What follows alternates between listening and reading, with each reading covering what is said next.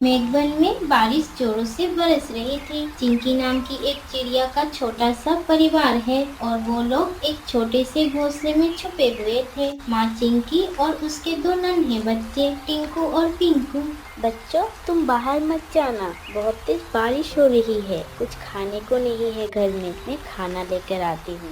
पिंकू, बाहर मत जाओ, माँ ने कहा है उनके आने तक तुम घोंसले से बाहर नहीं जाए। भैया, मैं तो देख रहा हूँ बाहर क्या हो रहा है, मुझे तो बहुत डर लग रहा है। माँ, आप कहाँ हो? जल्दी आओ।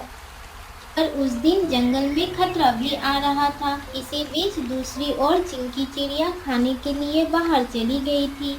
आज कुछ स्वादिष्ट खाना मिल जाए तो मेरे बच्चे तो खुश हो जाएंगे।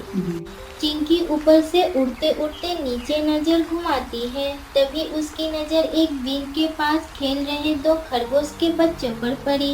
बिल के पास माँ खरगोश नहीं थी, वो खाना लाने गई थी। छोटे छोटे बच्चे गुड़िया और मुन्नी खेल रहे थे। उसी समय ऊपर से रणबीर बाज भी नीचे देखा। आज तो बढ़िया शिकार मिला है, छोटा और नर्म खरगोश। रणबीर झपट गया और तुरंत मुन्ना को पकड़ लिया। माँ, बचाओ माँ, आप कहाँ हो माँ?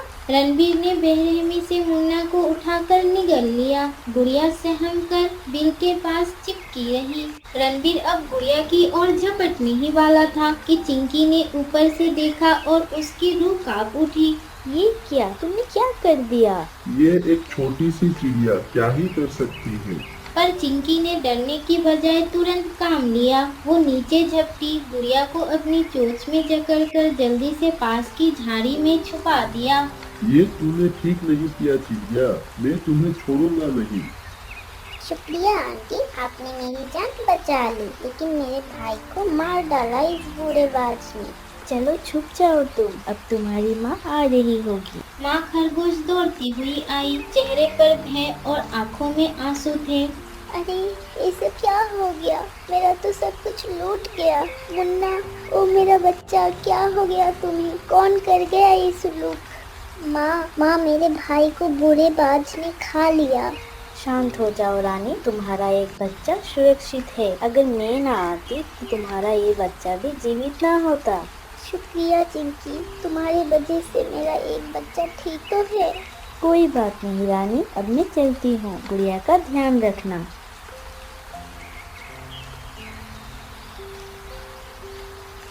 ये कहकर चिंकी चिड़िया खाना लाने चली गई। थोड़ी देर उड़ने के बाद उसके पंख भीग चुके थे। वो उड़ नहीं पा रही थी, इसलिए चिंकी एक पेड़ के डाल पर जाकर बैठ गई। उसने सोचा थोड़ा बारिश कम होते ही चली जाएगी। उसके थोड़ी देर ही बाद वहाँ पर बुलबुल तोती आई। तुम यहाँ क्या कर रही हो चिंकी, और तुम्हारे बच्चे कहाँ पर है? मेरे बच्चे तो घर पे हैं, मैं तो खाना ढूंढने आई थी, लेकिन इस बारिश की वजह से मैं अब उड़ भी नहीं पा रही हूँ। मेरे पंख भी भीग चुके हैं। मैं तुम्हें डराना तो नहीं चाहती, लेकिन इस जंगल में कुछ बाघ शिकार की तलाश में घूम रहे हैं। पता है बुलबुल, मैं अभी अभी उस बाज से लड़कर आई हूँ। उसने एक खरगोश के बच्चे को खा लिया और दूसरा खाने ही वाला था कि मैंने बचा लिया, लेकिन वो बहुत गुस्से में था। अब तो मुझे डर लग रहा है कि मेरे बच्चे को नुकसान न पहुँचाए ये चील। इतना सब हो गया और मुझे पता भी नहीं। अब तो मुझे भी डर लग रहा है। चिंकी, अब मैं चलती हूँ, तुम भी जितने जल्द हो सके चली जाना घर। बारिश अब और तेज हो चुकी थी। आसमान में गरजती बिजली और तेज हवाओं ने पूरे जंगल को डरा दिया था। चिंकी चिड़िया का दिल तेजी से धड़क रहा था। उसके मन में एक ही बात थी, उसके बच्चे। हे भगवान, मेरे बच्चे अकेले हैं। टिंकू और पिंकू दोनों डर रहे होंगे। मुझे किसी भी तरह घर पहुंचना होगा जल्दी से। चिंकी ने पंख झटकने की कोशिश की, लेकिन भीगे पंखों से उड़ना नामुमकिन था। वो डाल पर कांपते हुए बैठी रही। तभी झाड़ी के पीछे से आवाज आई। कौन है वहाँ ऊपर? इतनी बारिश में अकेली चिड़िया, बड़ा अच्छा शिकार लग रहा है। ये आवाज सुनते ही चिंकी का दिल बैठ गया। नीचे झाड़ियों में नागराज सांप अपनी जीभ लपलपा रहा था। नागराज, तू यहाँ क्या कर रहा है?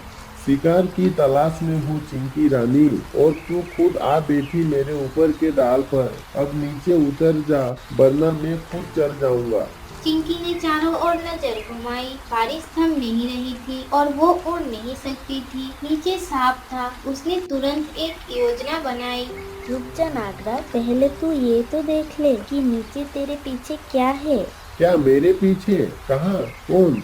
जैसे ही नागराज पीछे मुड़ा, चिंकी ने अपनी पूरी ताकत से पंख फड़फड़ाए और छलांग लगा दी। तेज हवा के सहारे वो किसी तरह पास की ऊंची डाल पर जा गिरी। बाल बाल बच्ची, अब देर नहीं करना चाहिए। बारिश अब थोड़ी हल्की हुई थी। चिंकी ने पूरी ताकत से उड़ने की कोशिश की। धीरे धीरे उसके पंख सूखने लगे और वो उड़ चली सीधे अपने घोंसले की ओर। उधर घोंसले में दोनों बच्चे रो रो कर बेहाल थे। बिजली चमकने की हर आवाज पर डर से कांप जाते। माँ बहुत देर कर रही है आने में, कहीं उन्हें कुछ हो न गया हो। भैया मुझे तो डर लग रहा है, बाहर से आवाज आई थी। माँ जल्दी आओ ना माँ। तभी घोंसले के पास किसी के पंखों की फड़फड़ाहट सुनाई दी। ये आवाज कैसा? क्या माँ आ गई? घोंसले के बाहर छाया से उभरी। बच्चों ने सोचा माँ आ गई, लेकिन वो चिंकी नहीं थी, वो था रणबीर बाज। लगता है ये वही चिड़िया का घर है जिसने मेरा शिकार छीन लिया था। अब इसका बदला मैं इसके बच्चों से लूंगा। भैया कोई है बाहर? रणबीर ने घोंसले पर झपटा मारा। तभी आसमान में एक चीख गूंजी। रुक जा रणबीर, मेरे बच्चों की तरफ ना देख। चिंकी पूरी ताकत से रणबीर के सामने आ गई। उसके पंख अब सूख चुके थे और उसकी आंखों में डर नहीं, बस हिम्मत थी। ओह, वापस आ गई तू। अब तो मैं तुझे और तेरे बच्चों को एक साथ ही खा जाऊंगा। जब तक मैं जिंदा हूँ कोई मेरे बच्चों को हाथ भी नहीं लगा सकता। चिंकी ने रणबीर चील पर झपटा मारा। उसने अपनी चोंच से उसके चेहरे पर वार किया, फिर उसके पंख नोच लिए। रणबीर दर्द से चीखा। तू जैसी छोटी चिड़िया ने मुझ पर वार किया, तू इसकी सजा जरूर भुगतेगी। सजा तो तुझे मिलेगी इन नन्ही पर हमला करने की। लड़ाई शुरू हो गई। बारिश के बीच पंखों की टकराहट, चोंच की चोटें और रणबीर की गरजना पूरे जंगल में गूंज उठी। तभी ऊपर से बुलबुल तोती और कुछ और पक्षी वहां आ पहुँचे। दोस्तों, चिंकी पर हमला किया है इसने, सब मिलकर मारो इस रणबीर चील को। सारे पक्षी मिलकर रणबीर पर टूट पड़े। कोई उसके पंख खींचने लगा, कोई चोंच से चोंच मिलाने लगा। रणबीर हार मानकर आसमान में ऊंचा उड़ गया और गायब हो गया। बच्चों, अब डरने की कोई बात नहीं, अब कोई तुम्हें नुकसान नहीं पहुंचा सकेगा। माँ अब सच में सबसे बहादुर हो। माँ आपने हमें बचा लिया। तुम सभी का बहुत बहुत शुक्रिया मेरे दोस्तों, मेरा साथ देने के लिए। और इस तरह मेघवन की बहादुर चिंकी सबकी प्रेरणा बन गई, क्योंकि उसने न सिर्फ अपने बच्चों को बचाया बल्कि रानी खरगोश की बच्चों को भी बचाया। पूरे जंगल को सिखाया कि सच्ची ताकत आकार में नहीं, हिम्मत में होती है। एक माँ जिसने तूफान और मौत दोनों से लड़कर अपने बच्चों की रक्षा की।